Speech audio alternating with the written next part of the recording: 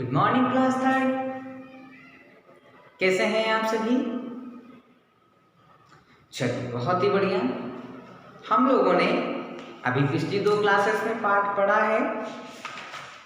हमारे पाठ था पाठ 12, जब मुझको सांप ने काटा, है ना। जब मुझको सांप ने काटा में एक लड़का है, उसको सांप ने नहीं काटा है, लेकिन उसको गौरैया ने काटा है, वो ततैया ने काटा है ना। उसकी नानी को थोड़ी सी गलतफहमी हो गई थी कि भाई इसको सांप ने काटा है, तो वो जबरन में उसकी झाड़ फूक में लग गए, है ना। उसके नाना ने उसको उठा करके एक दादा की झोपड़ी के पास लेके गए, फिर उसको वहां पर उन्होंने सांप का जहर उतारा, है ना, उसको ऐसा झड़वाया, लेकिन वो उसको सांप ने नहीं काटा था। वो बच्चा तो बार बार चाहता था कि मैं बोल दूं कि मुझे सांप ने नहीं काटा, लेकिन उसको दबा दिया गया, है ना, मतलब उसकी आवाज को दबा दिया गया, उसको रोक लिया गया, ठीक है, कि वो नहीं बोले, है ना। चलिए, तो ये पाठ हमने पूरा पढ़ लिया है। आज से हम इसके प्रश्नोत्तर शुरू कर रहे हैं। पेज नंबर 107 से सबसे ऊपर लिखा है कहानी की बात। तो पहला प्रश्न है हमारा कहानी की बात में, नाना मुझे झाड़ फूक वाले आदमी के पास क्यों ले गए। ठीक है, अब इस प्रश्न में मुझे शब्द आया है, मतलब वो लड़का बात कर रहा है कि नाना जो है वो मुझे झाड़ फूक वाले के पास क्यों लेकर के गए। तो उसका उत्तर लिखते हैं हम। उन दिनों लोग अनजान व नासमझ थे और उनका मानना था कि हर बीमारी का इलाज झाड़ फूक वाले के पास ही होता है ना। यह एक ग्रामीण, एक गांव के क्षेत्र की बात है। तो उस समय क्या थे कि लोग बहुत अनजान थे और भोले वाले थे, नासमझ थे, उनको समझ में नहीं आता था बहुत सारी चीजें। तो उनको ऐसा लगता था कि झाड़ फूक करने से ही सारी बीमारियों के इलाज हो जाते हैं। किसी का पेट दर्द करता है, किसी का हाथ दर्द करता है, किसी का पैर दर्द करे, किसी का माथा दुखता है, तो वो लोग क्या करते हैं, झाड़ फूक करवा करके ठीक करवा लेते हैं, डॉक्टर के पास नहीं जाते हैं। तो यहाँ पर भी ऐसा ही हुआ, है ना। उनको लगा सांप ने काट लिया है तो झाड़ फूक करने से ठीक हो जाएगा, जहर उतर जाएगा, ठीक है। तो यही सोच करके वो उसको झाड़ फूक करवाने के लिए लेके गए। दूसरा प्रश्न है हमारा, दूसरा प्रश्न देखते हैं। मैं बूढ़े आदमी को क्या बताना चाहता था। अब जो लड़का था वो बूढ़े आदमी को क्या बताना चाह रहा था भाई।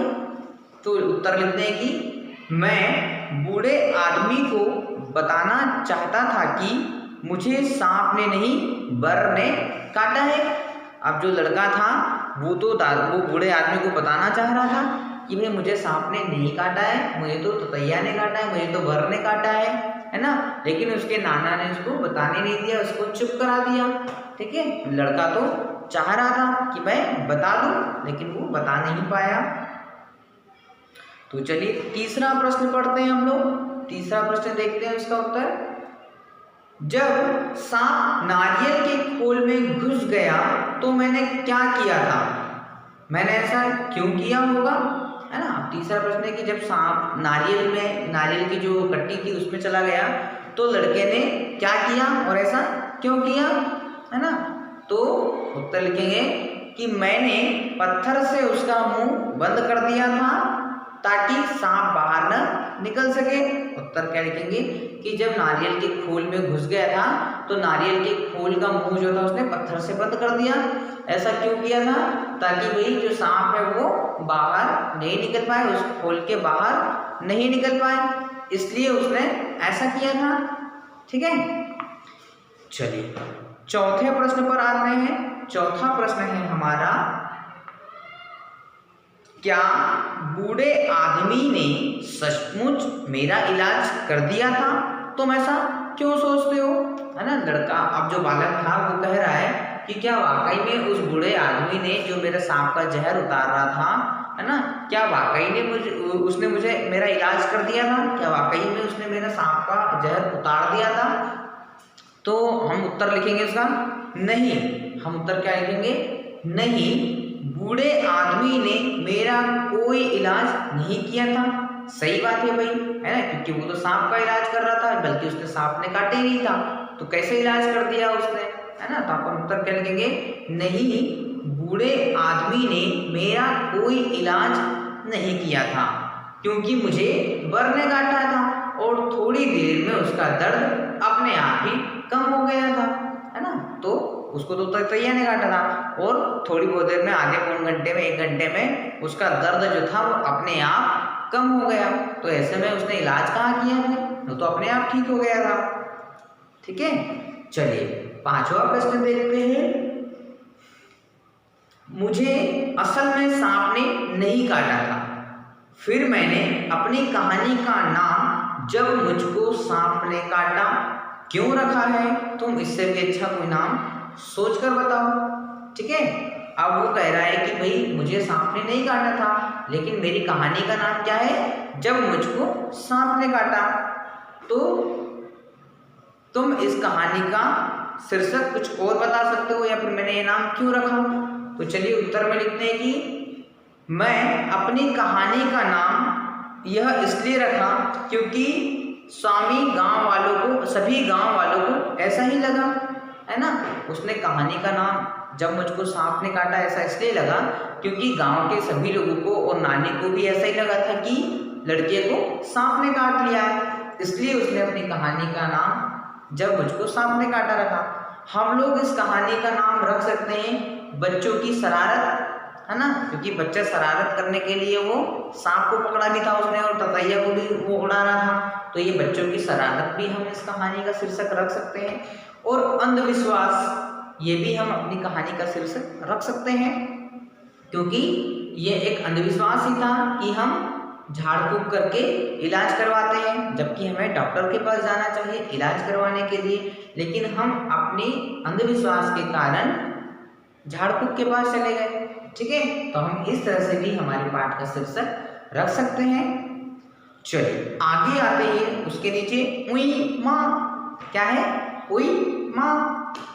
कहानी में लड़के को बर काट लेती है ना, कहानी में जो उस लड़के को है वो बर काट लेता है। बर का डंक होता है ना, अब बर जो होता है ना उसका डंक होता है।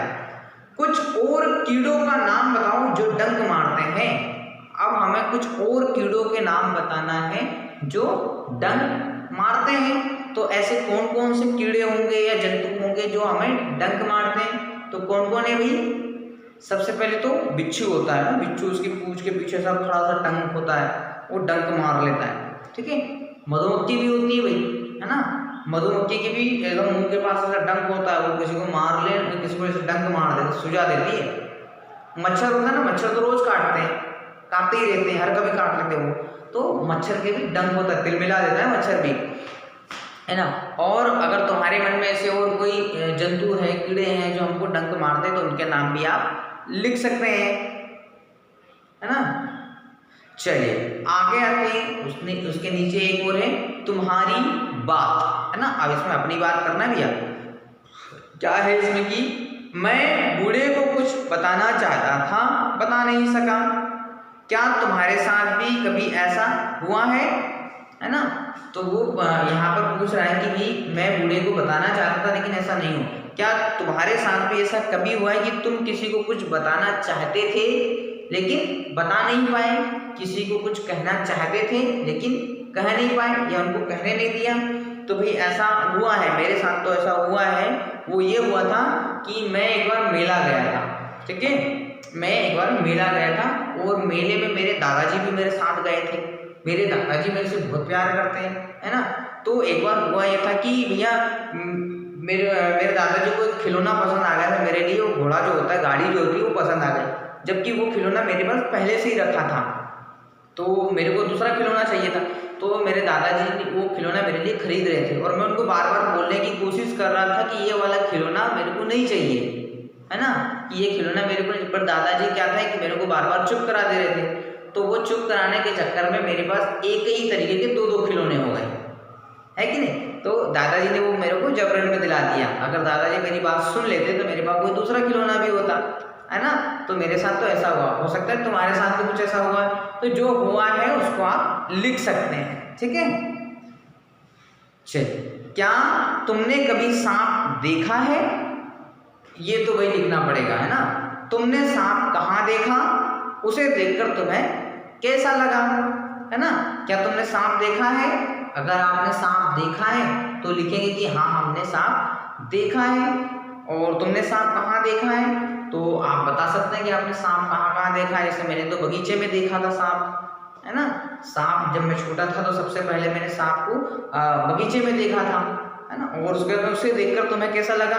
तो भाई उसको देख करके तो मेरे को बहुत डर लगा था, मैं डर गया था वो सांप को देख करके, है ना। आपको खुशी हुई होगी, रोमांच आया होगा, मजा आया होगा, या डर गए होंगे, कांप रहे होंगे, आवाज नहीं आई होंगी आपकी। तो जो भी आपके मन में था, जो भी आपका भाव था वो आपको लिखना है इसमें, ठीक है।